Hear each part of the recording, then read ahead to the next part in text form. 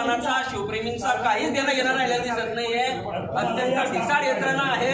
सगळे पोलीस अधिकारी हे ढिसाळ पद्धतीनं वागतायत आणि याचं उत्तर त्यांना द्यावं लागणार आहे. या विषयाची साहेब मी सीएम साहेबांशी पण बोलणार आहे. सर काय या विषयासाठी सीएम साहेबांशी पण बोलणार आहे. तुम्हाला कळलं पाहिजे तुमच्याशी कोण बोलतंय तर. छत्रपती शिवाजी महाराज की मी इथे बसतोय. तुम्हाला कळलं पाहिजे. काय वाटतं तुम्हाला? काय वाटतं तुम्हाला? काय वाटतं? छत्रपती शिवाजी महाराज की या इकडे अण्णा नाही उठत मी. कसं काय उठायचं मी? नाही उठणार मी. काय वाटतं तुम्हाला?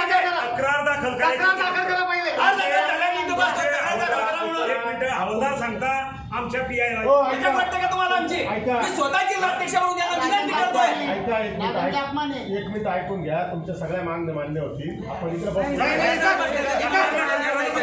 आमची तक्रार द्या फक्त की छत्रपती शिवाजी महाराजांचा अपमान झाला. बोलावलं तुम्ही आम्हाला. पूर्ण भारत देशाच्या लोक जनतेचा समजताय अपमान तुम्ही झालाय. आम्हाला. अपमान करताय. अन्ना देताय ना आम्ही देतोय ना.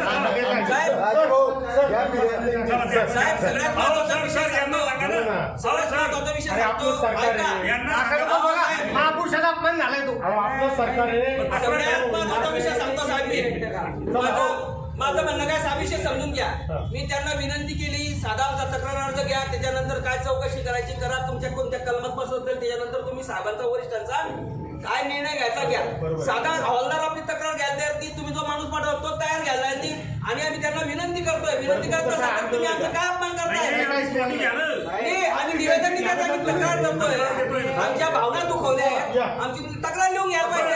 त्यांनी आम्हाला दिलगिरी व्यक्त केली पाहिजे आपल्या घराची. यांनी नाही म्हटलं अहो अण्णा त्यांनी या विषयासाठी दिलगिरी व्यक्त करायचं आहे. यांनी दिलगिरी व्यक्त करावी. उद्या राव ते वयस्कर रिटर्नला आले. आता काय अरे पण नाही कसं म्हणतात मग? आपल्या मोठ्या भावासारखे येते. मग तुम्ही यांच्याशी बोलले नव्हते का?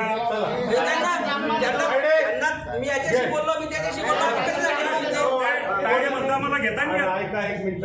कोण आहे कोण घेणार आहे कोण देतोय तक्रार? कोणीही घेत मी देतोय तक्रार स्वतः. ते सगळे त्यांना आहे तिथे तक्रार. महाराज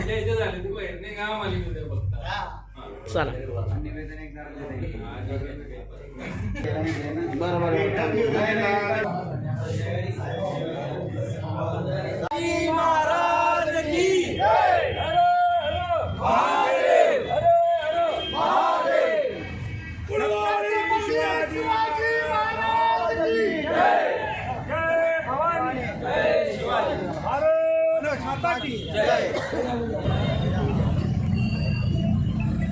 आपल्या सर्वांना माहिती आहे की काल काँग्रेसचे नेते हर्षवर्धन सपकाळ यांनी त्यांच्या बुद्धीचे त्यांच्या अकलेचे तारे तोडले आणि संपूर्ण हिंदुस्थानातील जनतेच्या भावना दुखावल्या.